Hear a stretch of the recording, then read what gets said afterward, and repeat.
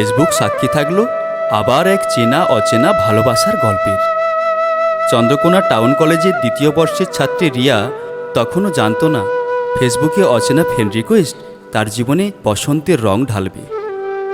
সেই থেকেই সদ্য কলেজ পাস অনিমেষ ও রিয়ার মন আকাশে উঠতে থাকে রঙিন প্রজাপতি।